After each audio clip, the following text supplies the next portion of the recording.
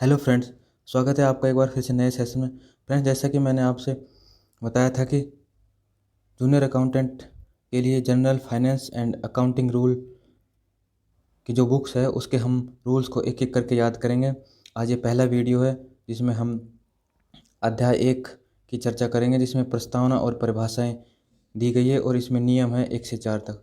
Friends, इसमें total 8 chapter दिए हुए हैं, 1 से 6 तक, और फिर 14 और 17।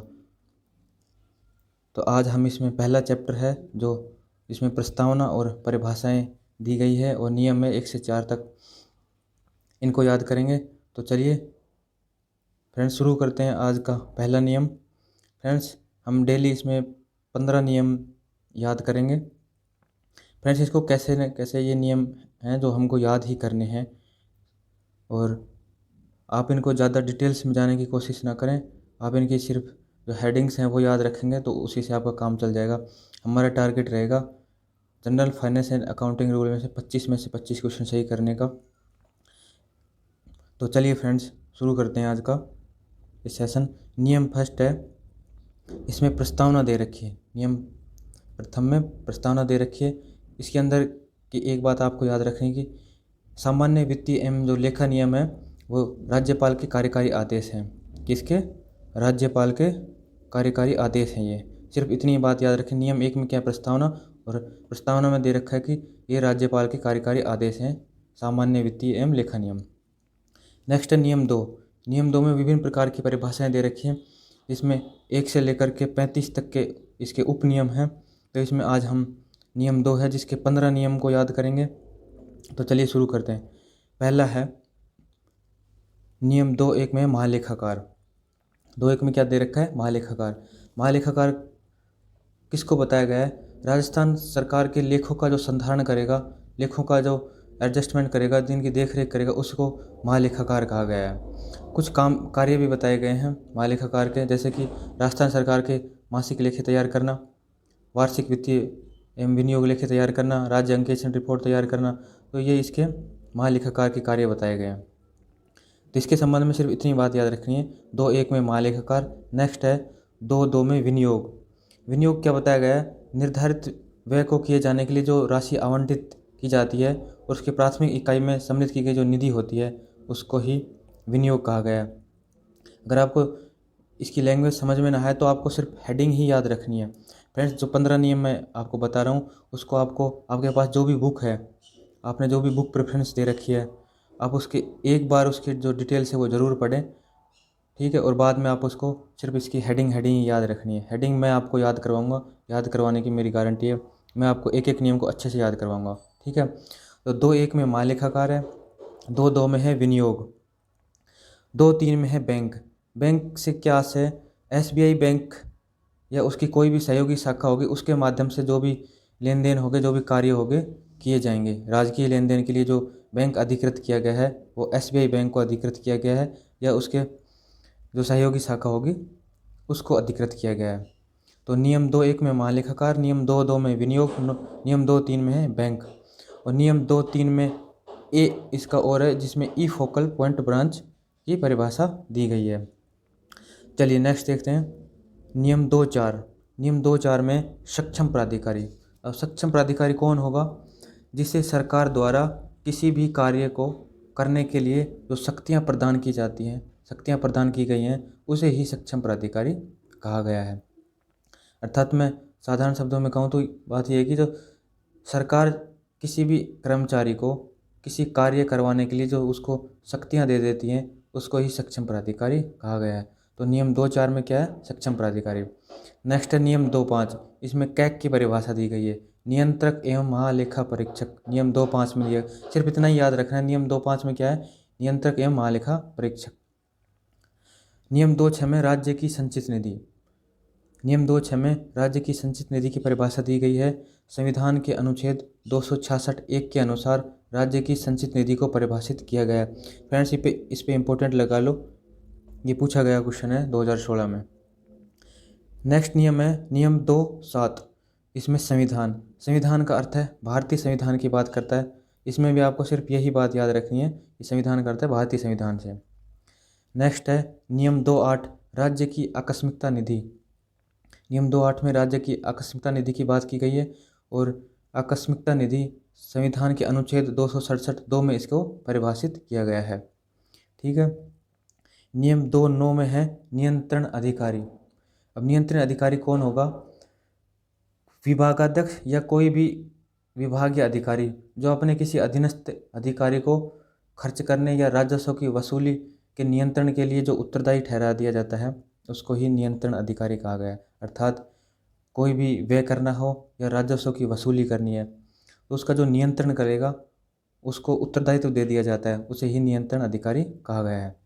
और नियम 10 में है विस्तृत शीर्ष। विस्तृत शीर्ष में आपको कुछ भी याद रखने का, सिर्फ इसकी हेडिंग याद रखनी है कि विस्तृत शीर्ष में नियम 2.10 में विस्तृत शीर्ष दिया गया है।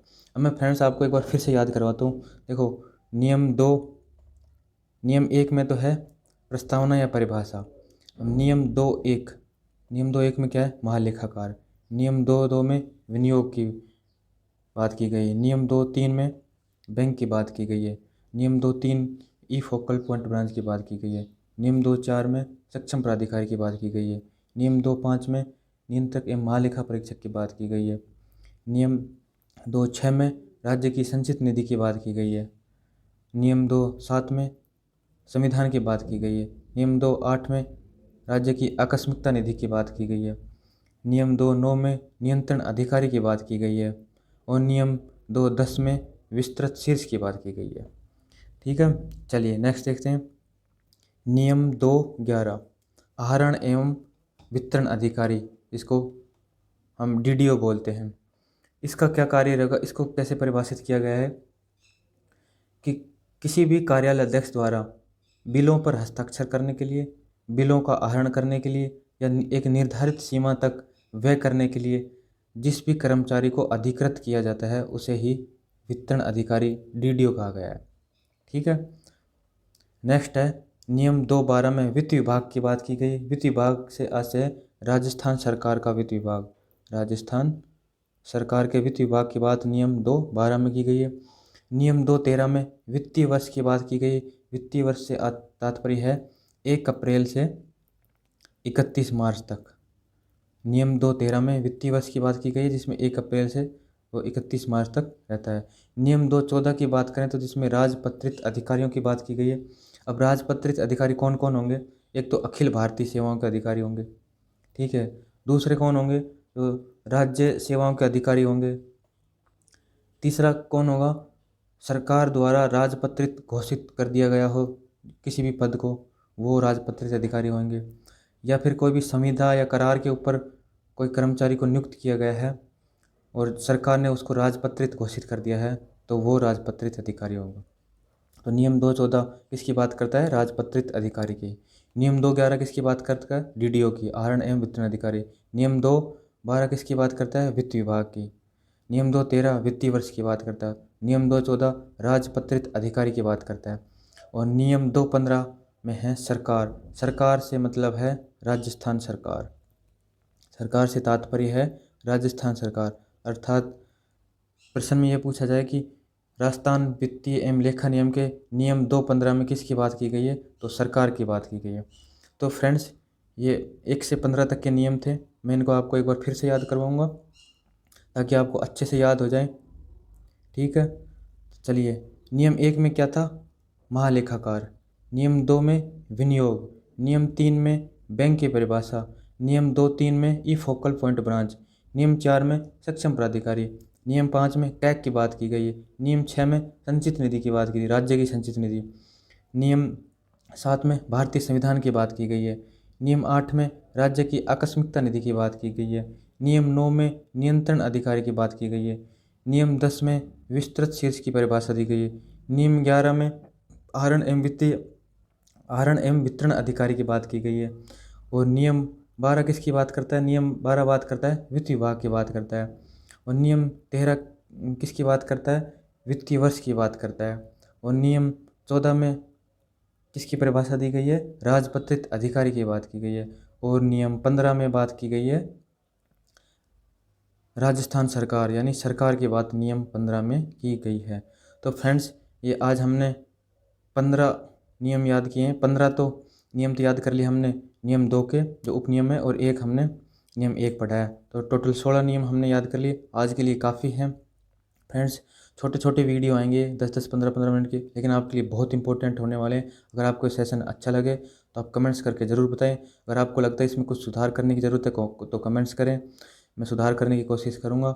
आप जुड़े रहें इन सेशनों के साथ में, आपका एक भी क्वेश्चन गलत नहीं होगा। जैसे ही हमारा general finance and accounting rule complete होगा तो हम RSR शुरू करेंगे, ठीक है, और उसके ऑब्जेक्टिव भी शुरू करेंगे दोनों पेपरों के। इनके हम 17 सितंबर ही एग्ज़ाम की डेट मान के चल रहे हैं, उसी हिसाब से अपनी तैयारी करेंगे।